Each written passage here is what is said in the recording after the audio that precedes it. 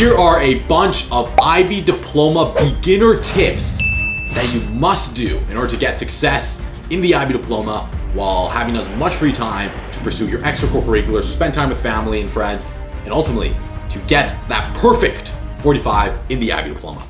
Hello everybody, my name is Joaquin. I'm a current UPenn Wharton dual degree engineering student, and back when I was taking the IB Diploma a few years ago, I got a perfect 45, and now I help other students do the exact same. So if you find that interesting, subscribe down below, click all the buttons, you know what to do. In this video, I'm gonna be talking about the beginner tips. All right, so maybe you're just starting off, maybe the IB Diploma is about to begin, or the exams are coming up, or maybe you just want a refresher on a few things that are vital for your success. This video is for you. By the way, I've made another video explaining exactly what the IB Diploma is, including the 6 subjects, the extended essay, TOK, CAS, all the other details. Check it out, link right here. So the first tip, trick, mindset shift, perspective, whatever you want to call it, that I wish I knew before I started the IB Diploma, that is vital really for anybody, is that the IB is much easier, it's much simpler, and ultimately it's much more gameable than most people may think. So don't be like Jerry, who succumbed to the pressure of the seniors after being told countless times how difficult the IB would be, how much you're gonna lose your soul, how you're gonna spend every single second of your life studying and get absolutely no sleep. Do not fall for that trap. Do not be like Jerry. Instead, be like Bjorn. And you realize that with the correct set of simple strategies, the IB Diploma is actually much easier than most people may think. So I'm telling you right now, I want you to unhook the power that the IB being difficult may have on your own life. I remember when I first started off the IB Diploma, I was scared of all my subjects. I thought it would ramp up to this catastrophe of a workload and with no sleep and a bunch of other negative things that I just did not want to happen. And I was scared that this would eventually be my fate. I'm telling you right now, do not be scared. And do not fall into this trap of thinking that you're gonna need to sacrifice your soul in order to get a perfect 45. It is not a requirement. It is not the only way, all right? Is it a way? Absolutely. There is a way that you can sacrifice your soul, work all day, have no social life, etc., and then still get a perfect score or get a good score or something of that type. There is a way to do that, but it's not the easiest way, and it's also not the most likely way to give you success. Instead, I'd rather use a proven, simple system, staying consistent, of using discipline, of doing all the strategies I talk about on this channel, which allows you to get that high score while also having a lot of free time for your extracurriculars, for a lot of other activities in your own life, especially if you're applying to top universities. This is the most productive, the most effective system that I've ever seen explained ever. And that's a system I talk about in this channel and in the Grizzly Elite Training Academy, so check out the videos and the rest of it. But the point is that you want to help yourself become an elite, ultra high achieving student. You need to understand that to a certain extent, the IB Diploma can be thought of as a competition, all right? You're competing against the other students, and only the top 1% or the top 0.3% or somewhere in that range ends up getting a perfect 45. So the question is, how can you be ahead of the curve? How can you be so competitive, so much more prepared, so much more productive, etc., than everybody else, that you have that advantage? And that leads me to tip number 2, which is becoming that high performing student in your own life. All right, you want to maximize every single part of your life when it comes to productivity, when it comes to discipline, when it comes to the correct success-oriented mindset, in order for you to have that internal character traits, that internal mindset you need in order to galvanize the IB Diploma. So the biggest thing you can do right now to gain that advantage in your own life is to eliminate all distractions. A lot of students come up to me saying that they don't have distractions or they don't think they have distractions. I'm willing to bet right now that if I was to sit behind you and watch you study, there's almost always something in your vicinity, whether that's your phone, whether that's a notification, whether that's something on your desk, that pulls you away from a state of flow. The way I like to think about it is that they did multiple studies and they found that it takes on average 20 to 23 minutes for you to get back into a state of focus after you get distracted. And if we're getting distracted every 40 seconds or every few minutes, we're basically never able to reach that state of focus. We're basically never able to reach that state of flow. So the simple exercise I have for you for tip number 2 is to get out a journal. All right, I have mine right here. And next time you sit down to do work, have the journal open, face down, simple page, and every single time you get distracted, write down that distraction.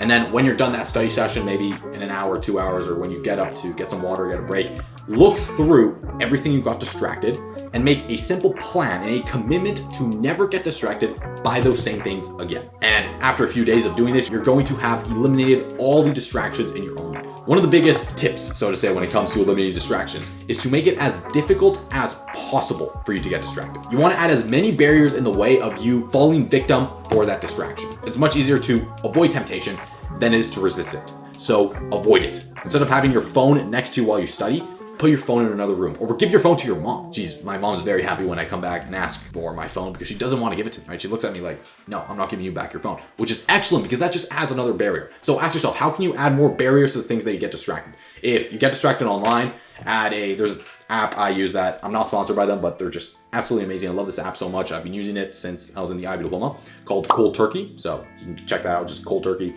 Basically blocks any website that you may get distracted by. All right, if you get distracted by Instagram, block it. If you get distracted by YouTube, block it. If you get distracted by any other website, you can just simply block it for a prolonged period of time while you're trying to study, and that just makes it difficult, if not impossible, for you to actually fall victim of that distraction. And the biggest distraction of all that most students don't even realize is a distraction is that of multitasking, right? When they try to do more than one thing. The most common spot I see this when I work with students is students who are listening to music while they study. For most cases, you don't want to listen to music.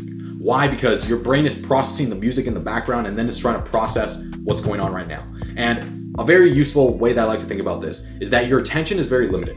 Or in fact, I would argue that it's one of the most valuable resources that we have as humans is our attention, and it's limited. And similar with time, our attention is limited. So it's up to us to choose where we want to allocate our time. And I see a lot of students having what are known as attention leaks, which if you can think of your attention as being held in a bucket and the attention is water, there's a bunch of holes in the bucket that cause the attention to leak. So if you're trying to study and you're listening to music, that is effectively an attention leak. Your attention is trying to focus on the music and it's also trying to focus on the work ahead. And the thing about multitasking is it actually doesn't work. And when you try to multitask, what you're actually doing is you're quickly switching between tasks. And this is really what changed my life when it came to multitasking. I realized that the people who multitask are not trying to multitask because they're trying to be more productive. That's the myth of multitasking, and that's actually not true. The reason why people fall victim of multitasking is because they can't stay focused and they need some type of distraction to alleviate themselves from the work. In other words, people multitask to stay distracted, and people multitask because they can't focus on one thing. So instead of multitasking, focus on single tasking, meaning only do one thing at a time. When you sit down to do your English essay, only do your English essay. Don't try to listen to something else. Don't have another tab open. Have only the English tab open, listening to nothing. So I have these noise canceling headphones with the foam earplugs that I put on the inside. So I put those two in with the noise canceling headphones and just allows me to reach that state of flow without any distractions at all. And something else I can add on top of this is to wear a hat. So the way I study actually is I have my hat right here. So I put on my hat like this, which actually blocks out all the view here, and then I put on my headphones like this, and I have that like narrow vision only towards my screen, and I really can't see anything else or get distracted by anything outside of that. And then one final point on multitasking is the idea of macro multitasking, meaning that when it comes to planning out your day and your week and all the other work that you're doing, it's oftentimes best, with the exception of studying, it's oftentimes best to do one task throughout the entire day. I'll introduce this with an example. All right, let's say I have 3 tasks to do. I have my Spanish IA, then I have my extended essay, and then I have my TOK essay that I have to get done, let's say this week. Instead of spending maybe an hour on TOK and then an hour on my extended essay and then an hour on my Spanish essay, I would strongly suggest, and this is something that I did that really just helped me flesh out and get into this creative trance for the entire day, was to just do one thing, right? To single task for the entire day. To spend the entire day doing my extended essay. And the only thing I did that entire day was my extended essay. I realized that by staying focused on one task during the entire day, I was able to reach this depth of understanding that only comes from hours and hours and hours of back-to-back studying, of back-to-back research in many cases. So on top of single tasking, eliminate distractions, and then just do one task at a time. And then for tip/strategy number 3, that helped me a lot, especially when starting off the IB Diploma, was that I started off thinking from the IB Diploma from the perspective of how can I turn this into a game? What you need to realize about the IB is that a lot of the studying that is done, we don't feel the reward of that studying or the results of that studying many weeks or many months into the future. Hence, our brain has a difficult time correlating the work we did with the actual result. So if there's a way you can decrease that correlation, meaning that you put in a little bit of work now and then you get instant results, that's how you can turn the entire IB Diploma into a game. So the way that I did this was I have my stopwatch right here, which I've been doing ever since I've been 15 years old. And I would set goals on myself on how much time I would spend in states of flow, focusing on doing past paper questions. Or I would set a goal on how many points of past paper questions I did every single day. And then I would reward myself based on the progress I made towards achieving these daily goals. You can think of these as your grizzly metrics, so to say, which are objectives you gotta hit during the day, right? Metrics, objectives that you track and you gotta hit during the day in order to gamify the entire experience. Which leads me on to beginner tip number 4, which is to do as many past paper questions as humanly possible. There's no other way around this. Past paper questions have been shown consistently to be the most effective form of active recall, or at least the most effective form that is so easily replicable that I can just do it ad nauseum every single day of the week. Now, the goal with past paper questions, and this is something that I wish I knew when I started the IB Diploma, was that most people don't understand how many past paper questions are actually required to get a level 7. And if you were to look at the amount of past paper questions I did throughout the entire IB Diploma, it would be so incredibly obvious as to why I got a level 7. Why? Because I did so many past paper questions. In fact, I went ahead and I calculated these. Turns out I did 150,000 points of past paper questions. 1,000. And there's even a few questions I did more than 10 to 11 times. So the point is, you want to ask yourself, how can I do as many past paper questions as humanly possible? This is how I did it. I did about an hour and a half in the morning. Then on the bus ride back, I did about an hour to an hour and a half, and then maybe 30 minutes after or an hour after that. So in total, I did maybe about 3 to 4 hours, maybe a little bit less, 2 to 4 hours, somewhere around there, of past paper questions every single day.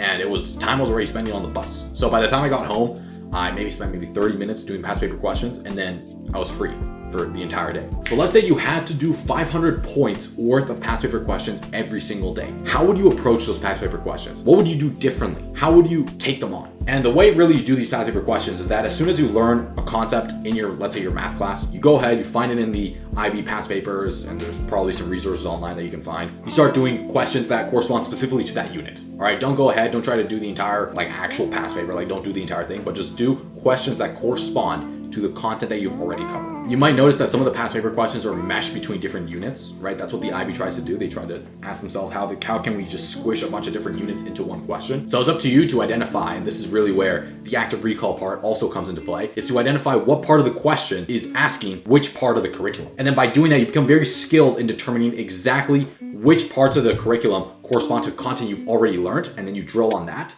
And then you also realize what content you haven't covered, and then you have a foreshadowing of how that content that you haven't covered relates to the content that you're doing right now. So it's really like a win-win-win-win situation here when it comes to doing past paper questions. All right, so do as many of them as possible. The standard that most students have is way too low.